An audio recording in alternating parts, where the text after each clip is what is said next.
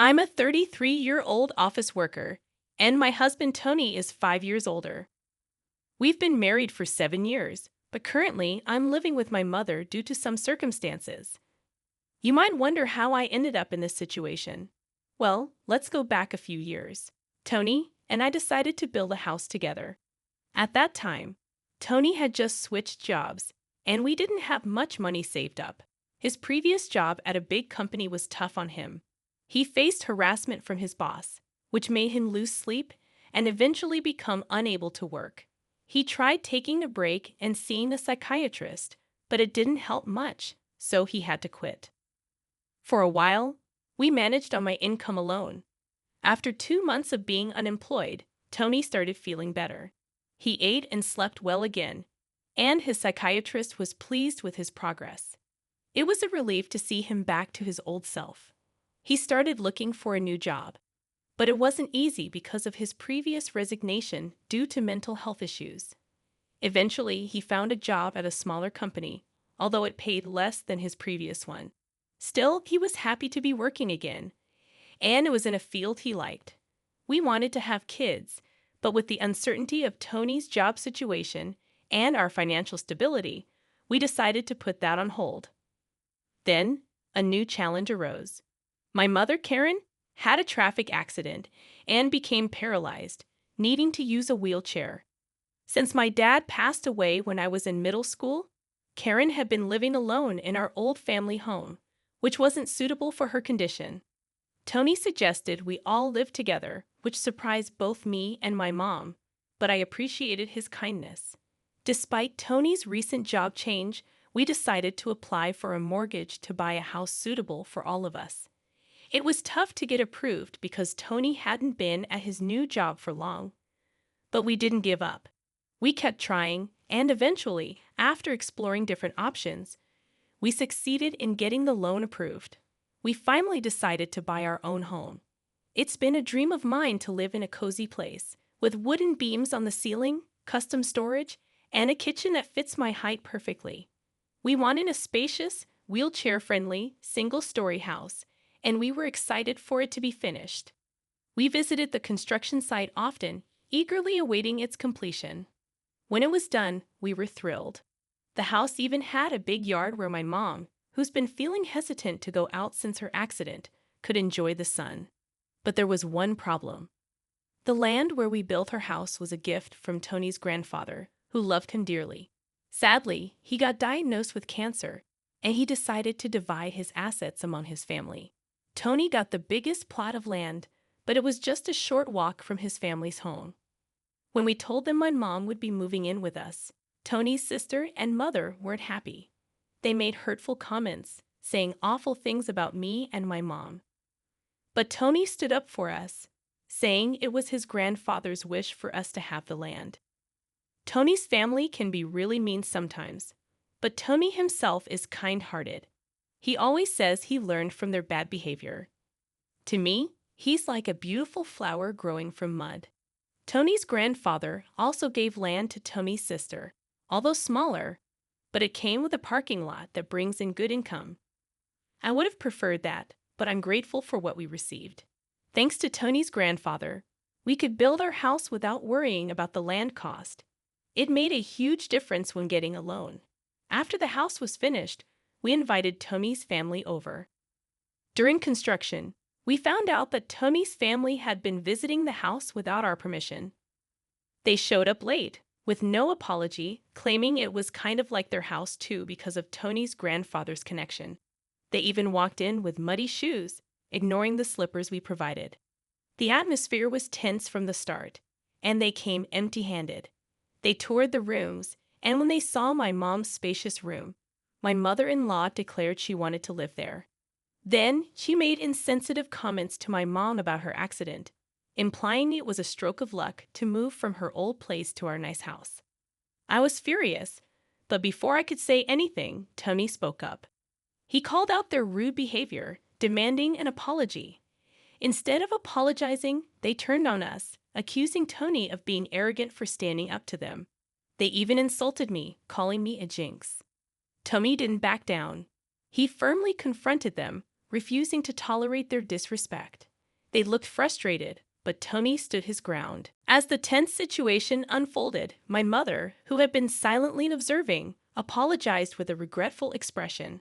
She explained that she's living with us because of an accident she had, and she genuinely appreciated Tony's kindness. Feeling guilty, Tony's mother and sister left, shooting us nasty looks. Later, my mom apologized to Tony for upsetting his family, expressing regret for the incident during the housewarming party.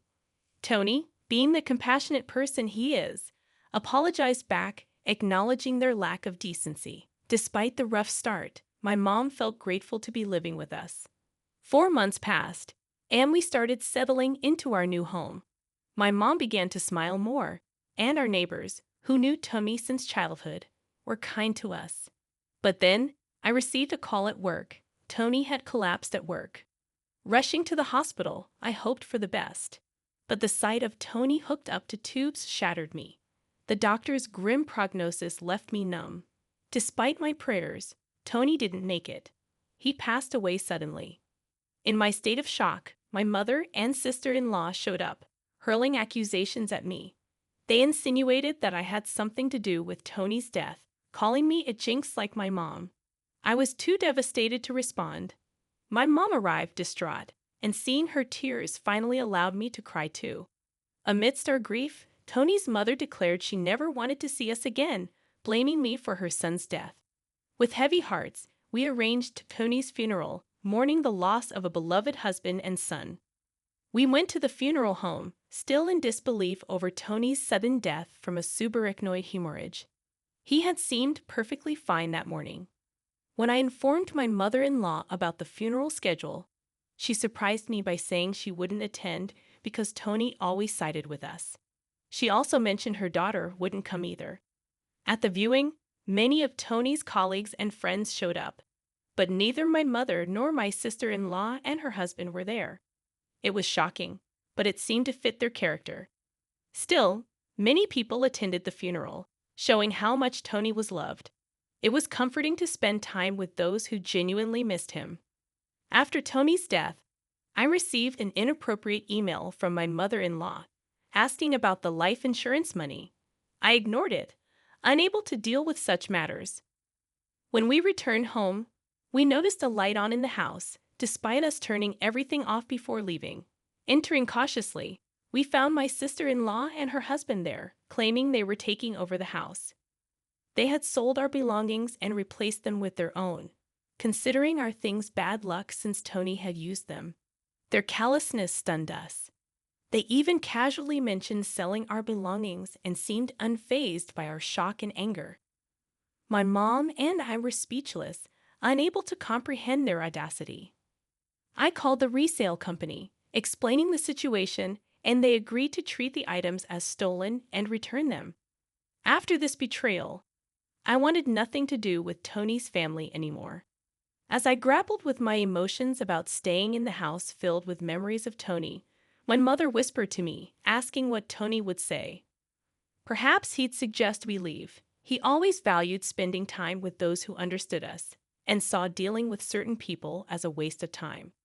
Realizing that Tony's family would likely continue interfering if we stayed, I impulsively leased an accessible apartment. I made a deal with my mother and sister-in-law to cut ties with us in exchange for moving out. Thus, a new chapter began with just my mother and me in the apartment. Tony had multiple life insurance policies, which now provided us financial security. He had always joked about leaving us wealthy when he passed away, and he made good on that promise. Since I had bought the house under my name due to Tony's inability to secure a mortgage, it was safe from repossession. However, when 3 months passed without paying the mortgage, I started receiving furious calls from Jessica and Linda, my sister-in-law and mother-in-law. They were furious that the house was being sold, as they had been living there. They had to move out, and Linda even sold her own house due to gambling problems. Despite their pleas for money and reconciliation, I decided to cut ties with them completely. With the help of a lawyer, the house was sold without much trouble, providing us with a moment of relief. With the money Tony left us, my mother and I plan to find a new, smaller home where we can prioritize security and start afresh. We settled on a condominium with minimal noise disturbance, ready to move forward with our lives without the chaos and toxicity of Tony's family. I remembered something Tony always said when we were building our home, that people can draw energy from the sun. With that in mind, he created a spacious courtyard for my mother-in-law to enjoy her hobby of reading in the garden without feeling self-conscious. So when looking for a new place, I searched for a condo with a large balcony where she could enjoy her coffee and her books. Although our new condo is smaller than our previous home, it still has enough space for the furniture Tony carefully chose. With the money from selling the house, I was able to buy a luxurious condominium with top-notch security, which would surely put Tony's worrying mind at ease. Meanwhile, rumors about my in-laws' situation started circulating among our old neighbors. My mother-in-law and sister-in-law's family were left homeless, even trying to borrow money from neighbors with no success. Eventually, they ended up in public housing but continued to face troubles due to their stubbornness. They caused disturbances in the neighborhood, like having loud arguments and even having a barbecue on their small balcony, which shocked the locals. My sister-in-law's husband had left a while ago, leaving her and Linda, my mother-in-law, to live together in a noisy environment.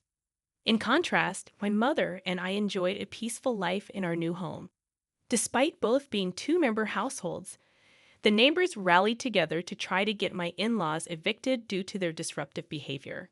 It's a clear example that causing trouble won't win you any favor anywhere. I just want to live peacefully and quietly, away from the embarrassment of my estranged family. I believe Tony is watching over us. So from now on, I'll live my life without causing trouble to others and strive to live not just for myself, but also for Tony's memory.